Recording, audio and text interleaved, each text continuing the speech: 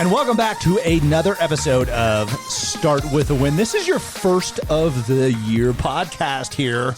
Coming to you from Denver, Colorado. It's Adam Contos, CEO of RE/MAX, with part 2 of this How Are You Gonna Kill It in Life episode, which we started last year. We closed out 2020 hard, and I have on with me today my good friend, my coach, mentor, my brother, Jon Cheplak. Welcome back to the show, my friend. Awesome to be with you, man. Man, last year. All right. I feel like I ripped the rear view mirror off of the windshield. I don't have to look through it anymore. Kind of a good way to close that baby out, isn't it? Yeah, we got to look forward. Lots of great lessons, though.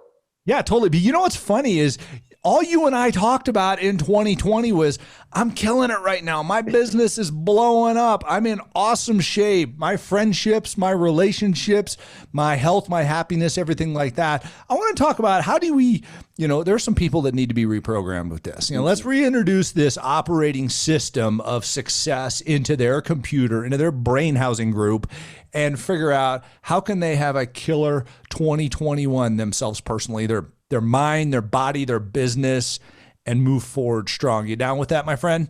I'm down. Let's do it.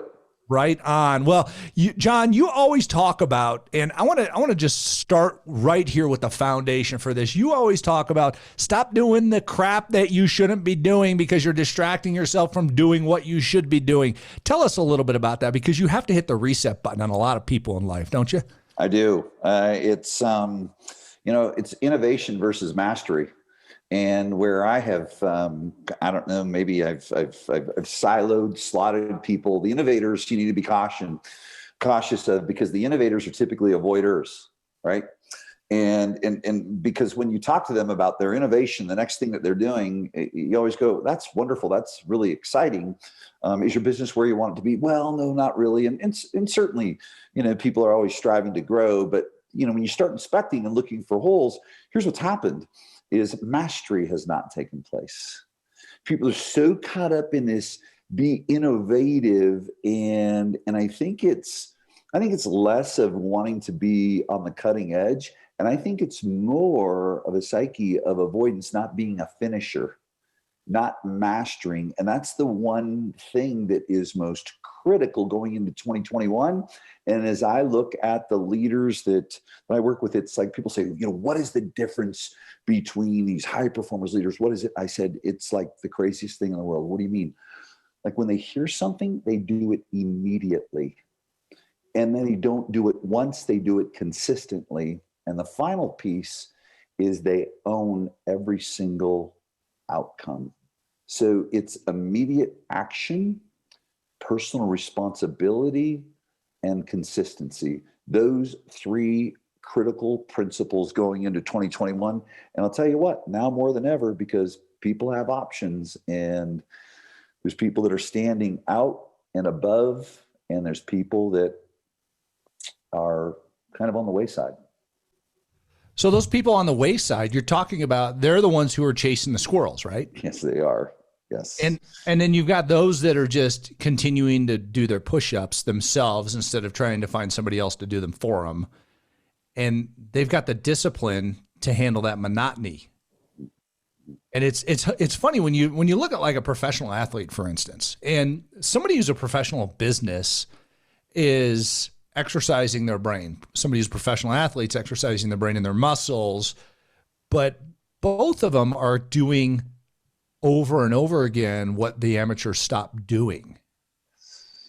It's everyone wants to get paid like a pro athlete because all they see are the highlights on ESPN. The home run, the walk-off home run, the Hail Mary touchdown, the long run. They see all that.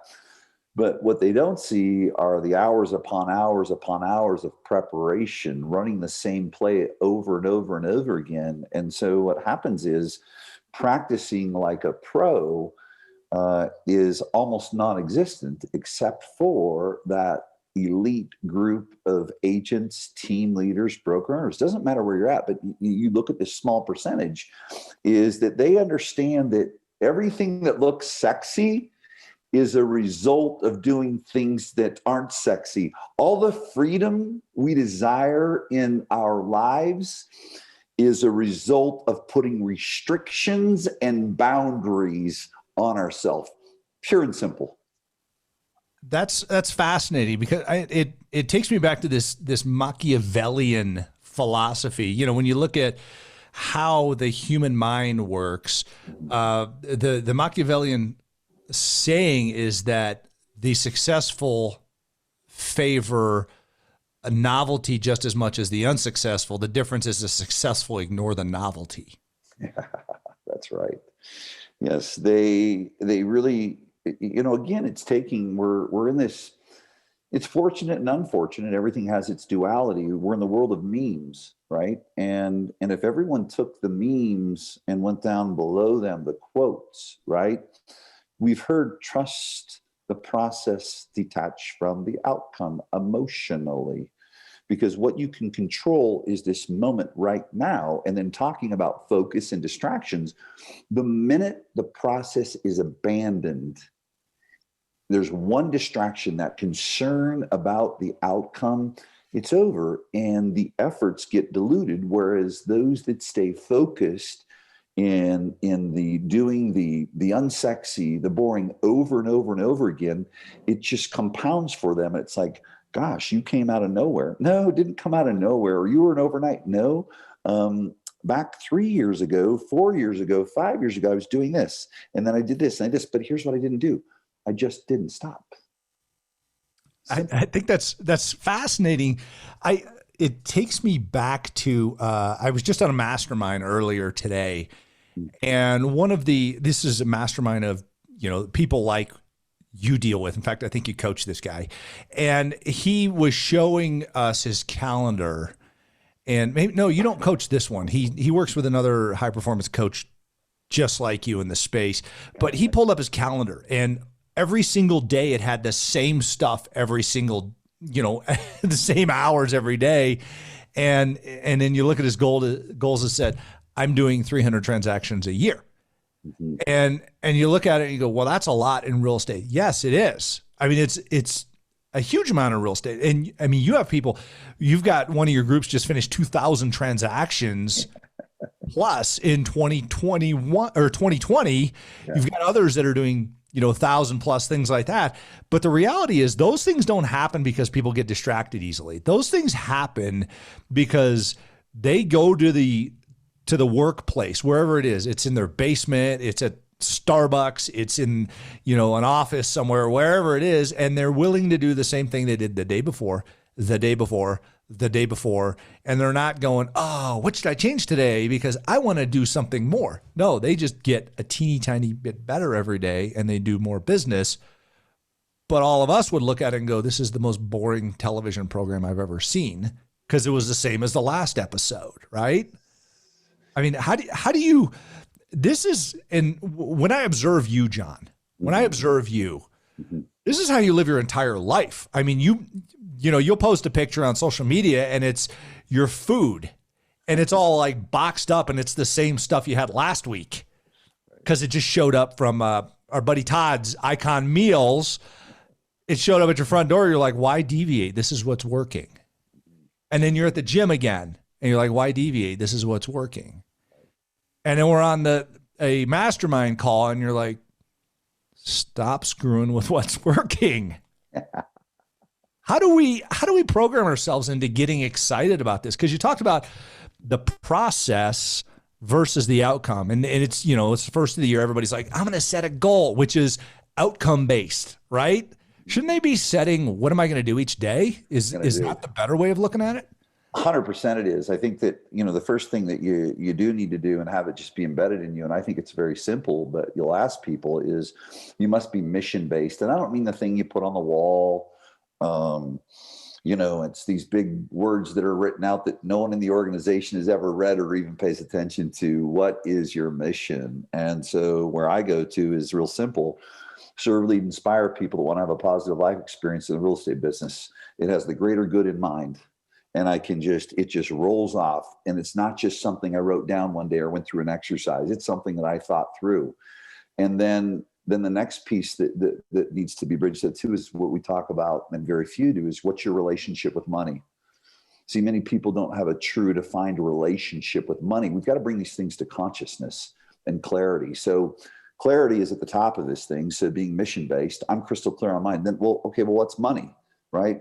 Money is a vehicle for me, my friends and family to experience freedom and to extend the message of change until the day I fall over.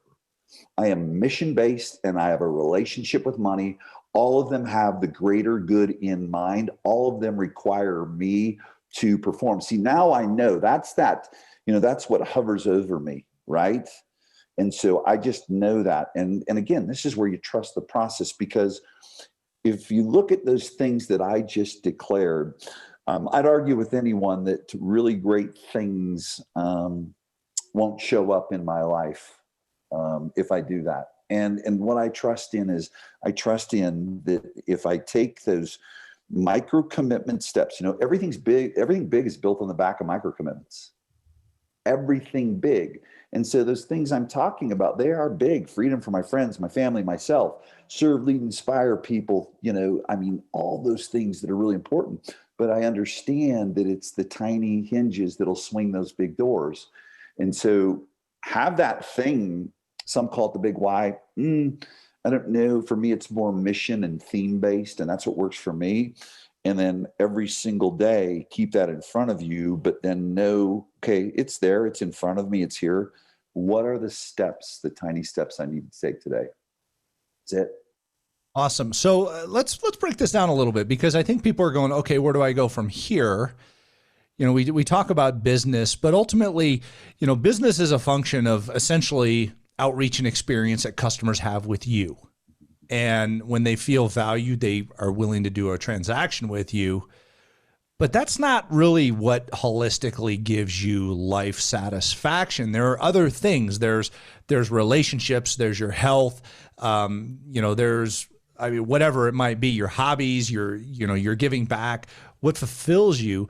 Can you give me an idea as to somebody they've been through 2020, they're confused. How do they find alignment and someplace to start? Because we're about to, when we air this, we're about to wrap up the first week of 2021. So air date is January 6th of 2021. Everybody, welcome to the new year. Do you have your shit together? Is the big question here.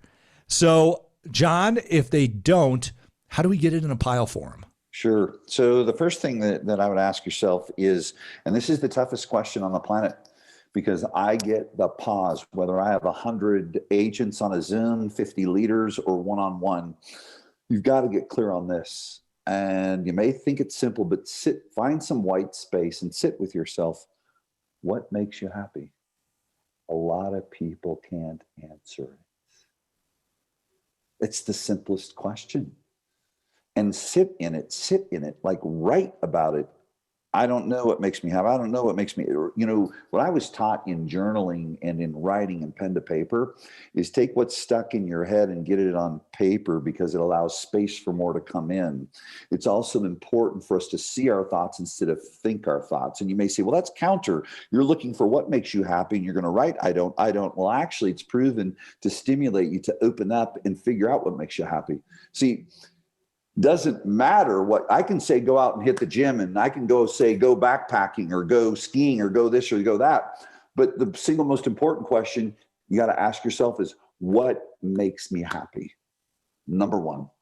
So define that. Number two, with that, once you discover what makes you happy, what is the tiniest little step that you can take moving yourself towards that?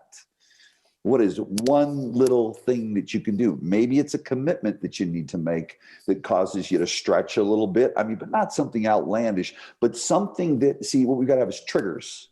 You want to create triggers. We hear about triggers, be careful of the negative triggers. Well, there's positive triggers. What's one thing that can trigger you into action, moving yourself towards what makes you happy? Maybe it is, here's the other thing too, that I think you need to look at in finding happiness, picking what it is, but I don't have time. Well, everywhere you're saying yes, means you have to say no somewhere else. So your most powerful word and thing that you can choose to do is picking where to say no. And I'll throw some things out there. If you're not happy and life isn't where you're at, turn off TV. Turn off TV. Yes. And I'm not even getting into the news. I'm just talking about TV. Ready? It's called a TV program. Because it programs you. And so now you're just in this spin cycle. See, I don't want people to spin circular. I want people to spiral upwards. And the only way we can spiral upwards is know something that makes us happy, move away from the things that are programming us outside of our actual self. And then we're forced to move forward in the things that are going to support our happiness. So true. So it's interesting. I can't tell you the last time I turned on my TV, Jon. I think I have a Netflix account, but I've never, ever logged into Netflix. I don't have the capacity for the garbage that is on these different programs. And I mean, hopefully if somebody from one of these networks or whatever is listening to this, it's possible. But I mean, here's the thing. Give me something that's going to make me happy, make me positive, make me productive, and I'll watch it. But don't lure me in with negativity. No, absolutely not. And that's where, Adam, it's like people, places, and things. And really look at this. Okay, so what makes me happy, right? And be mission-based, okay? But first you need to know what makes you happy. See, it makes me happy to see people. I can't change anyone. I can facilitate the best condition for someone to change because I know what's on the other side of challenge, of heartbreak, of drama, of trauma. And so, one of the things that's really important is to go out and extend love out to other people. Actually, it was one of the first things I was taught when I was at a space in my life where I was very, very challenged. And my mentor said to me, go find someone to help. I go, I'm helpless as it is right now. He says, no, someone needs you more. Ooh, that's strong. There's always someone that needs you more. That's a giving. And I was rock bottom, right? And he says, and then when you do it more, when you start exercising love, you start feeling that for yourself. Well, love for yourself is, let's use, more of, love is kumbaya. No, love is confidence for yourself. There's no confidence in fear. Remember, there's two emotions. So really look at that. And what's interesting is you look at going into 2021, one of the things that we know with our friends and your friends outside of who we know too, they're freaking laser beams. Nothing's going to take them off. You're not going to see them. People, you're not going to see them, the last person at the bar. No, you'll probably always see them with a bottle of water, and you'll probably see them at the gym, and you'll probably see them not participating in riffraff.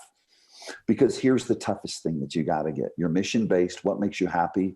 Okay, what's one action step? But you know what you need to do? You need to stop doing so you can do. And it's people, places, and things. Do an inventory. Who are the people, places, and things that don't support my mission? Now, let me say this to you. Don't discard people. What I'm saying is, what's the mission? The mission is someone that's the people, person, place, or thing that supports it is someone that supports you. It makes you better. It inspires you. Or it can be someone that is challenged that you can support and is willing to do the work.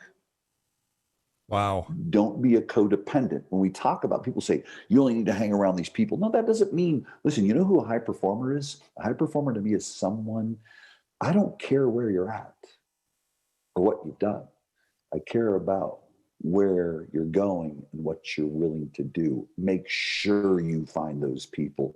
But anyone else, they don't support your mission. See, what makes people unhappy is, and what keeps people from their results, is they have these people, places, and things and programming that are fillers. And the soul knows whether it aligns to really who you are and what you want. So powerful. So it's interesting because you talk about making these decisions. They seem like they're unpopular decisions a lot, don't they? Oh, yeah, right. Oh, yeah. You said it on stage in Nashville. Yeah. When you presented fear of other people's opinions. It's pretty interesting. Yes. It's interesting because, when you leave the bar, if you order the water or the iced tea or the diet cola or whatever, instead of, the beer or the cocktail, you and I both know it. Neither of us drink. And, you just belly up to the bar and you order I'd like a water with a slice of lemon in it, and they look at you like you're crazy, but you go, I'm proud of what I am and who I am, and I don't care about your judgment. It seems like that's like one of the first things you cut, but I think it helps you mentally say, screw it, just do it when it comes to the distractions and getting into the monotony, doing the things that you need to. Well, and I'll tell you, whether you're a real estate agent, individual agent, you're leading a team, a brokerage, everyone's a leader. Right. And here's what's very interesting is this. We're afraid of other people's opinion, so we fit in. Yet marketing, which is the industry we're in, is about standing out. And if you pay really close attention to the magnetism, it's the people that stand out. Because here's what will happen, and I've watched it happen to the person that sits in a bar that maybe drinks water or goes to a function and drinks water. There's someone, many, but a few admitted, that will always approach that person, notice you drink water. And the person that brings that up to you is actually the person that's seeking inspiration or guidance. I know, I've done this thing for long enough. It's that person that goes to the gym consistently. People reach out to them. See, trust is built on consistency. Trust is diluted by inconsistency. Strong. So is success, right? I mean, it's right. Weird how those go together. Yeah. I mean, it's trust, success, consistency. I mean, if you're going to write down 3 traits to have in 2021, there you go, right there. Yeah. And it will change who you are and how you are. That being said, you got to be consistently a kind human being, a giver, somebody willing to put in, 12 push-ups instead of 10 when it comes down to it. Because we're always looking for the easy way out. We're not looking for how can I give a little bit more. But what's funny is as much as I've hung out with you, I look at it and I go, that he's the one more guy. And I mean, it's one more phone call, one more customer interaction or relationship, one more smile and greeting to somebody, one more compliment, one more bottle of water, whatever it might be, one more day of getting up early. It's interesting, Jon, because I always look at what's Jon doing? I got to go do one more. I mean, how do you get to that mindset? Because a lot of people are like, how can I get away with just a little bit less? It's interesting. I think the people talk about gratitude. Gratitude is not a feeling. Gratitude is an action word. And I think people get amnesia. And what I know is, and so what I would ask everyone to do is look at whatever you do is an absolute privilege. And so for me, what's pretty neat is that how I can do one more is I look at my calendar for the week, and you know who's on that roster. Yep, Calls. I know them all very well. Yeah, and if you weren't humble enough to look at it and go, "Holy smoke, this is what I get to do tomorrow," you better bring it. The reason I do one more is because leaders need to do everything as well or better than everyone they get the privilege to do it for. I just truly believe that you can have skills all you want, but I've also learned that commitment and consistency will trump skill sets all the time. So it is looking at what I get to do and who I get to be in relationship with and who trusts me as a privilege, and having, and you'll see people post that, we're so thankful for the people that trust in us. And I would challenge you, I'm not saying you do or you don't, but do you hold that with conviction? Do you demonstrate that in your habits? Do I demonstrate that? My alarm clock went off at 1:30 a.m. today. First call at 2:55 a.m. I will be off the phone at 4 p.m. and in my personal trainer's garage at 4:30 p.m. And you know why I'm in at 4:30 p.m.? I want to be healthy, but you want to know why? Because I have responsibility to the people who trust in me to walk the talk. Powerful. Powerful. Jon, this has been an amazing 2 episodes we've had together, my friend. And you know what? We've just begun. Yeah, right. I love it. I love it. We're going to get, I encourage everybody to reach out. Go to startwithawin.com, check out everything on there. Jon, where can we find you on social media? Because you have a huge presence. You do such a great job there. Where can our listeners find you? Best place to go is to my personal page, Jon Cheplak. And we can hang out there and see I'm a grandpa and a pops. And I like to work out, talk a little business and a little bit of inspiration. Hopefully I can pass them on to people. I love it. And Jon, I have a question I ask everybody on this program. And I know I know how you start with a win, my friend, but this is something that, that everybody wants to know that can translate into their lives. And that, Jon, that is, how do you start with a win that they can do as well?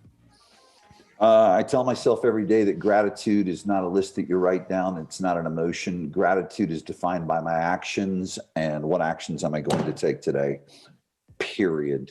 Gratitude is an action word. And if you are grateful and you look at every moment and every experience as a privilege, you're never going to have a problem with taking action, and action solves everything. Awesome. Jon, I have just an immense amount of gratitude for you, my friend.